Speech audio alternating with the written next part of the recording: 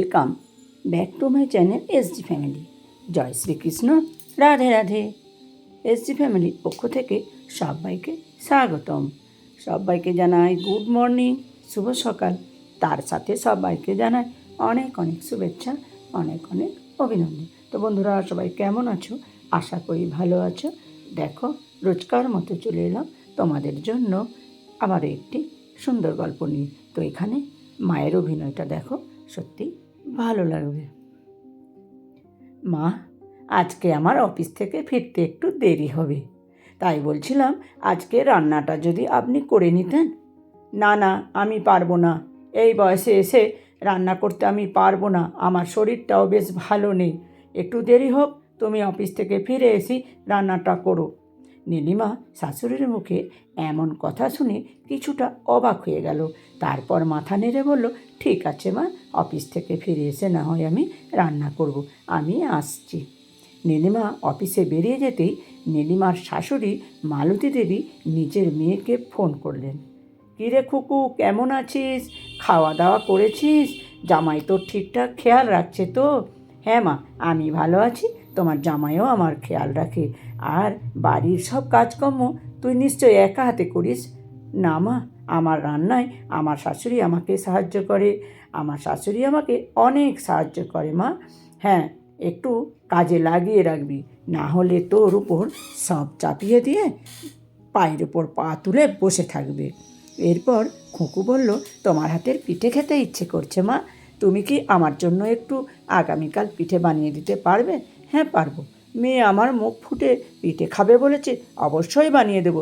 আর বলছি, একটু কুলের আচার খাবি নাকি? পাঠাবো? হ্যাঁ মা, একটু পাঠিও তো, তুমি তো জানো আমার কুলের আচার খেতে খুব ভালো লাগে। ঠিক আছে, জামাইকে আগামীকাল কাজ থেকে ফেরার সময় আমাদের বাড়ি হয়ে যেতে বলিস, তাহলে আমি পিঠে আর আচার দিয়ে দেব। ঠিক সেই সময় নীলিমার শ্বশুরমশাই ঋষিকেশবাবু এসে বললেন, তোমার কই শরীর খারাপ ভালো নেই যে?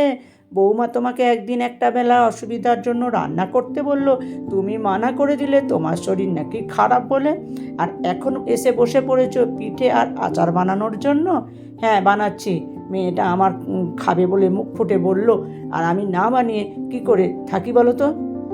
সে বানাও, সেটা তো আমি মানা করছি না, কিন্তু বৌমাটা আজ মুখ ফুটে বলল তোমার কে রান্না করার কথা, তুমি তার বেলায় শরীর খারাপ বলে করবে না বলে দিলে। তো অফিস থেকে এসে মেয়েটা তো একটু রেস্ট নিতে পারতো, আজ তুমি করে নিলেই পারতে, মেয়েটা তাহলে একটু স্বস্তি পেত। এই তুমি থামো তো, অফিসে কি এমন ঘোড়া ডিমের কাজ করে? ওই তো চেয়ারে বসেই থাকে, বাড়ি ফিরে এসে সে ঠিক রান্না করতে পারবে। আসলে মালতী দেবী নিজের মেয়েকে অসম্ভব ভালোবাসে, আর অন্যদিকে নিজের বাড়ির বউটাকে একমাত্র কাজের মেশিন ছাড়া অন্য কিছুই ভাবেন না। নীলিমা বড্ড শান্ত স্বভাবের মেয়ে, সব কিছু মানিয়ে নেওয়া যেন তার স্বভাবেই আছে। তাই নীলিমা চেষ্টা করে অফিস থেকে এসে সংসারের সব কিছু কাজ সামলে নিতে। একদিন নীলিমা খুব শরীর খারাপ ছিল, তাই নীলিমা তার স্বামীকে বলল, আজকে আমার শরীরটা খুব খারাপ লাগছে, তুমি কি আমার জন্য এক কাপ চা বানিয়ে দিতে পারবে? ঠিক আছে, বানিয়ে আনছি, এই বলে রান্নাঘরের দিকে গেল। ঠিক সেই সময় নীলিমা শাশুড়ি মালতী দেবী রান্নাঘরে এসে বললেন, কি ব্যাপার, তুই চা করছিস কেন? বৌমা কোথায়? ওর শরীরটা ভালো নেই মা, তাই ওকে এক কাপ চা বানিয়ে দিচ্ছি। বাহ বাহ, তোর তো দেখছি খুব উন্নতি হয়েছে, বউ বিছানায় শুয়ে আছে আর স্বামী চা বানিয়ে নিয়ে যাচ্ছে বউয়ের জন্য, কালে কালে আর কত কী দেখব।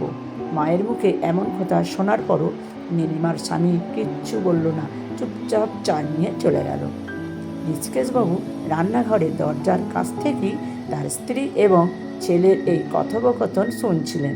তিনি নিঃশব্দে রান্নাঘরের কাছেই রাখা খবরের কাগজটা হাতে নিয়ে বললেন, কিন্তু তার মনোযোগ ছিল মালতী দেবীর দিকে। নীলিমার স্বামী যখন চা নিয়ে উপরে চলে গেল, তখন মালতী দেবী রান্নাঘরের মেঝে পরিষ্কার করতে লাগলেন এবং বিড়বিড় করে বললেন, নিজের মাকে তো কাজের লোক বানিয়ে রাখে, আর নিজের বউকে মাথায় তুলে নাচছে, কত ঢং। ঋষিকেশবাবু এবার খবরের কাগজ থেকে মুখ তুলে শান্ত স্বরে বললেন, মালতী শোনো। মালতী দেবী ঝাঁঝালো গলায় উত্তর দিলে, কি হয়েছে আবার? তুমি তো সারাদিন বৌমায়ের গুণগান নিয়েই ব্যস্ত, আর আমার কাজের ভুল ধরবে। ঋষিকেশবাবু উঠে এসে মালতী দেবীর মুখোমুখি দাঁড়ালেন। তার কণ্ঠে কোনো রাগ ছিল না, শুধু ছিল দৃঢ়তা আর গভীর এক উপলব্ধি। তিনি বললেন, গুণগান নয়, আমি শুধু একটা প্রশ্ন করছি তোমাকে। তোমার মেয়ে যখন তার শ্বশুর বাড়িতে শাশুড়ির সাহায্য পায় তখন তুমি খুশি হও? বাহ, শাশুড়ি তো খুব ভালো, আর তোকে সাহায্য করে। আর আজ যখন তোমার ছেলে তার স্ত্রীকে এক কাপ চা বানিয়ে দিচ্ছে তখন তুমি সেটাকে ঢং বলছো কেন? একটা মানুষ অসুস্থ হলে কি তার সেবা করা উচিত নয়? মালতী দেবী একটু থমকে গেলেন। স্বামীর চোখে তিনি এমন কিছু দেখলেন যা সাধারণত দেখেন না, এক ধরনের শান্ত তিরস্কার। ঋষিকেশবাবু মৃদু হেসে বললেন, একটা কথা মনে রেখো নীলিমা, তোমার কাজের লোক নয়, সে আমাদের বাড়ির লক্ষ্মী। আজ তুমি তার সাথে যেমন ব্যবহার করবে, কাল তোমার মেয়েও তার শ্বশুরবাড়িতে ঠিক তেমনই ব্যবহার পাবে। কর্মফল বলে একটা কথা আছে মালতী, নিজের মেয়ের জন্য তোমার মনটা যেমন নরম হয়, বৌমাটার জন্যও একটু হোক। সেও তো আরেকজনের মেয়ে। তোমার মেয়ে কাল পিঠে খাবে বলে তুমি অসুস্থ শরীরও নিয়েও বানাতে বসলে, আর তোমার বৌমা অসুস্থ বলে তাকে এক কাপ চা বানাতে দেখেও তোমার এত রাগ। কথাগুলো মালতী দেবীর মনের গভীরে গিয়ে পৌঁছালো। তিনি কিছুক্ষণ চুপ করে রইলেন, মেঝে থেকে চোখ তুলে স্বামীর দিকে তাকাতে পারলেন না। কিছুক্ষণ নীরবতার পর মালতী দেবী ফিসফিস করে বললেন, আমার বোধহয় একটু ভুলই হয়ে যাচ্ছে, তাই না? ঋষিকেশবাবু স্ত্রীর কাঁধে হাত রেখে বললেন, ভুল শুধরে নেওয়ার সময় এখনো আছে। ওপরে যাও, বৌমার পাশে গিয়ে বসো, শুধু একবার জিজ্ঞাসা করো কেমন আছিস। দেখো, ওতে ওর শরীর আর মন দুটোই ভালো হয়ে যাবে। মালতী দেবী আর কোনো কথা না বলে ধীর পায়ে সিঁড়ির দিকে এগিয়ে গেলেন। তার মনে তখন শত দ্বিধা দ্বন্দ্ব। তিনি বুঝতে পারছিলেন এতদিনের অভ্যাসে যে দেয়ালটা তিনি তৈরি করেছেন সেটা হয়তো এবার ভাঙার সময় এসেছে। নীলিমার ঘরে গিয়ে মালতী দেবী প্রথম কি বলবেন সেটা তখন তিনি স্থির করতে পারছিলেন না। এরপর নীলিমার কাছে গিয়ে বসলেন। নীলিমার মাথায় হাত রেখে বললেন, কেমন আছো তুমি? নীলিমা বলল, আমি ভালো আছি, আপনার কি কিছু লাগবে?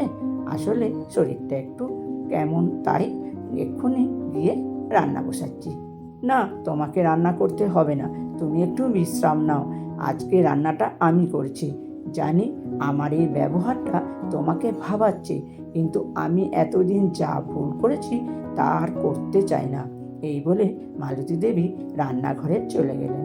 আসলে কি জানেন, নিজের মেয়ের প্রতি যেমন স্নেহ ও সহানুভূতি থাকে, বাড়ির বৌমার প্রতিও এই রকম ব্যবহার করা উচিত।